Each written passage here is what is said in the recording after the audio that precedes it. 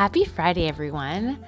My name is Krystal Lee Moore, also known as your Home Sweet Home 519 Realtor, Krystal Lee Moore. And this is Realtor Life, a fun and entertaining look at life in the trenches as a real estate agent in Ontario.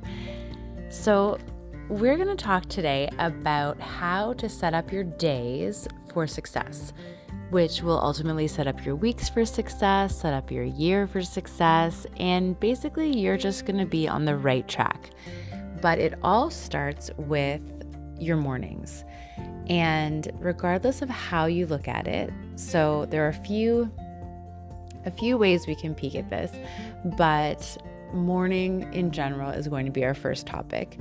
Then we're going to talk about the art of the excuse, so making excuses, and then finally we'll talk about momentum. So when we talk about mornings, there's a really great book called The Miracle Morning for Real Estate Agents, and it does imply very heavily that getting up very, very early is good for you. And if you want to be an early riser, I say go for it. You can totally do it. I led a group of rock stars last February through a 5 a.m. challenge. We got up at 5 a.m. every day, Monday to Friday in February. And I will say those days were quite productive. But you really have to understand that if you're getting up that early, planning for that starts the night before. So you need to be an early go to bed person so that you can be an early riser. And when you're a night owl like myself, it really is not sustainable.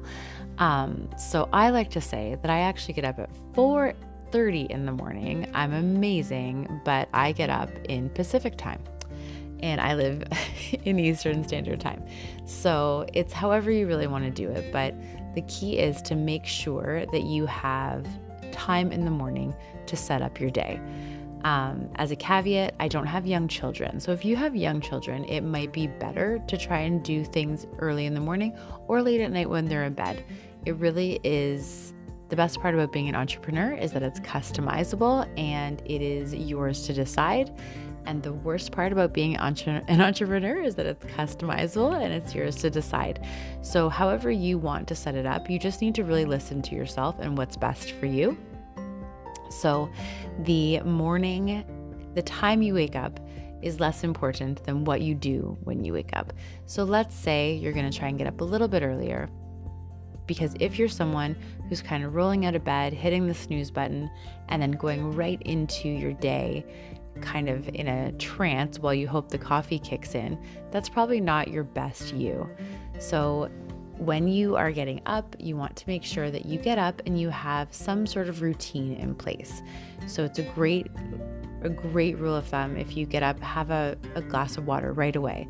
You've just been sleeping for a number of hours, hopefully at least 5 or 6. And you're probably dehydrated. So have that water. And then before you head right to the smartphone, and I know Realtor Life, you want to make sure everything's okay. But if you're getting up at 7 or 8 a.m., probably there's not a real estate emergency happening at that time. So you can give it a sec. But you're going to get up, have your water, and then figure out the routine. So maybe it is that you're going to meditate for a few minutes. 10 minutes is a good amount to start with. And I'll talk about that in a second. But maybe you want to journal, set out your day, write a to-do list. You could do a light exercise, go for a walk, get your body moving. You can have a coffee, have a tea. Really just make sure that there's a small window of time that is yours to reset. For those interested in meditating, so meditating has been one of those buzzwords in the last little while where everyone's like, you should meditate, you should meditate. And what does it really mean? I'm going to recommend a book. It is called Bliss More by Light Watkins. So light like a light, Watkins, Watkins. And Bliss More, it's a great book about a type of meditation, and it's about being comfortable and really just like sinking into it. But when you buy the book, you can sign up for a 30-day challenge. And the challenge is free. You sign up for it and it will actually email you every day for 30 days. And it's pretty cool. I did it in 2018 or 2019 and absolutely loved it. And I know I've heard some great feedback from other realtors and friends who have tried it. So bliss more. Ultimately, your meditation is your time. So if there's a way for you to sit in silence, that is recommended.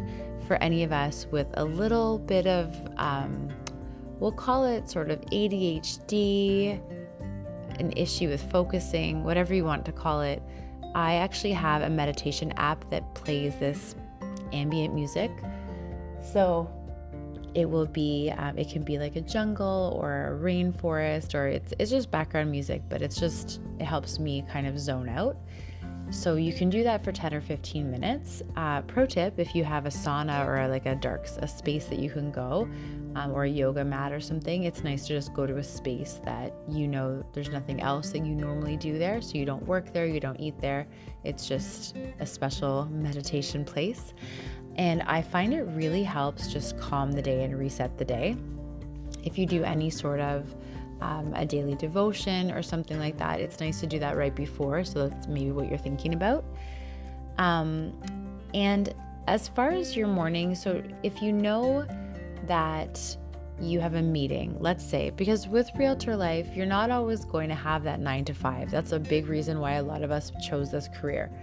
So you might only have your first meeting starting at 10 or 11, and then you just work backwards. If you know that you need to be somewhere at 11 o'clock, you're probably not going to start your meditation at 10:30. So just work backwards and try to make sure that at least for the first half hour, 1 hour of your morning, you are setting up the day for success, and then you can just really crush it and get your goals done. At the same time, if you have an early morning meeting, maybe you're going to just do a short situation. I think in Miracle Morning, they actually hone it down to like a 1-minute meditation. So again, figure out what works for you. It's probably going to be a lot of trial and error. And at the end of it, you'll figure out what you like. So it might work. But setting your morning is important. And then the art of the excuse. So as someone who, I'm very driven and self-motivated, but I need to be motivated a lot too. And I find that motivation in podcasts, in audiobooks, in reading books, in seminars, in coaching. I coach with Buffini & Company, and I've also coached before with Kathleen Black, and I've coached with Richard Robbins. And I just find that motivation is it's fuel for us as entrepreneurs. And Zig Ziglar says, motivation is like bathing. It does not last, so you have to do it daily. So you really have to focus on staying motivated. But what can happen a lot is we know what we have to do usually, and if you don't, a coach can help you, but you know the things that you need to do to be successful. You know that you need to get on the phone with clients. You know that you need to reach out and maybe email or send a personal note or stop by or have a coffee with someone or organize your database, clean up your desk. There's a whole list of things. And we are so good at making excuses as to why we don't need to do those things. So how many excuses can you make before you realize that you're just choosing to not be successful? And that might sound harsh, but it's true. Because if you wanted to be successful, you would do the things. I've led meetings before where we're talking about someone being a little bit annoyed that they don't have a deal. They don't have any clients. And the first question I always ask is, have you called everyone in your database? Have you sent all of your notes? Have you reached out and asked people for referrals? Because if you've done all those things and you're still not getting clients, I mean, it's probably a matter of time before you get them, but most likely you haven't done all those things. And when I was a new agent, I would fall into the same trap where it is really tough if you are in any sort of a slow period and all of these kind of lead generation companies are calling you and, hey, do you want to lead? Do you want to lead? The leads are not worth it. It's so hard to convert those leads. Every now and then we'll get a good one, but it's not anywhere near as good as getting a referral from someone that you know, like, and trust, and who knows you and likes you and trusts you. Working with people that actually respect you and value your opinion as a professional, it's a whole new ball game. So you want to get away from those kind of dealing with strangers who don't really care who you are, and dealing with people who do care, so that you can do what you started doing this for, is to really help people and to bring them into this other chapter in their real estate journey. It's a whole thing, but you can't do it as effectively if you're just kind of going with strangers all the time. And it's the same thing with door knocking or cold calling. Now that said, I just want to say, if you're having success with that, I believe in authenticity above all. So if that's what's working for you, all the power to you, keep going. For me, I'm a big relationship person, and I really like building relationships and then helping people on that deeper level. So as we're going along this journey of self-improvement and development, you're going to start to notice that people around you are pretty good at excuses too. And so I'll sit down with a business owner or a colleague, and they'll tell me a problem they're having, and I'll offer some solutions that I've heard from other people before. And there's always a very, very long, drawn out excuse as to why they just can't do it. They just can't do it. And they will do it later, another day, on this other day this week, not today. And so there's a quote, you will either find a way or you will find an excuse. So you're going to do it, or you'll spend a lot of time telling us why you didn't. But the people that win, the successful entrepreneurs, the successful agents, those people are finding a way. And there's always a way. There's always a way to do something. And you either win at something, or you get an education. So you either learn what not to do next time, or you've actually won and you learn that you did a good job. And then finally, the goal with the goal creation. So when you're making your goals and you're setting up your day and you're setting up your week and your month and everything, you want to set some goals that you know that you can accomplish if you work hard. Because those small goals, as you achieve them, it starts to build momentum. And when you get in the groove, we've all been there, you're in the groove, you're finishing this, you're finishing that. And I don't know how many checklist people we have as listeners, but checking something off your list is amazing. It is such an endorphin rush. And for those of us that love it, sometimes I write things on the list that I know I've already done just so I can check it off. Like it feels good, but it also builds momentum. So there's a psychological push that when you have that momentum, you're going to do more. You'll be more productive. So those are the 3 things I just wanted to share about setting up the year and the week and the day. And it doesn't matter when you start this. You could start it any day and just start to build it, because as you build it, it will grow. So your morning routine, you want to make sure that you set a routine that works for you. If you make it too long and complicated, I will say it's hard. It will be hard to keep.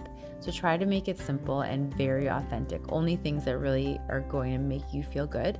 That book again is Bliss More by Light Watkins.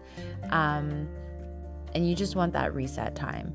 You want to try and find a way to do things and not an excuse. So find a way and try to accomplish smaller goals as you build to your bigger goals. And as you do that energy, the momentum, the excitement, and the motivation, it will all just continue to grow.